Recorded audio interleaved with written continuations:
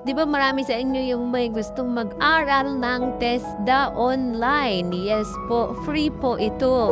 Ganito lang yung gawin nyo. I-type nyo ang etesda.gov. Tapos, lalabas na dyan yung, yan, etesda.gov. I-click nyo lang yan, tapos makikita nyo yung login. Pero pag wala pa kayong account dyan, kiklik nyo lang yung create account. Tapos, syempre, gagawa na kayo ng mga account nyo ng kinemi, ganon. Tapos, ang ilalagay nyo dun, yung mga tamang pangalan, yung mga gano'n, apelyido, yung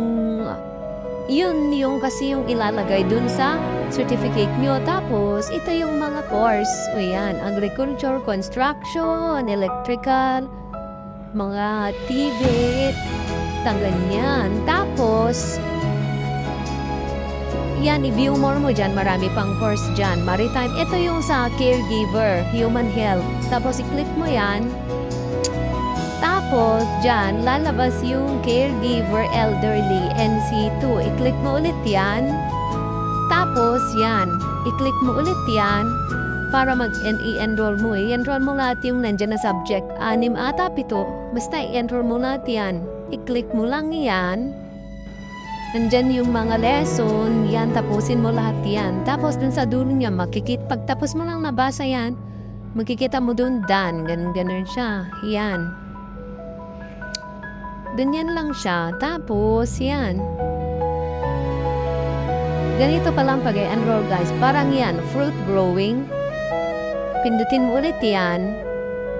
Tapos, lalabas yung enroll me. Press mo ulit yan.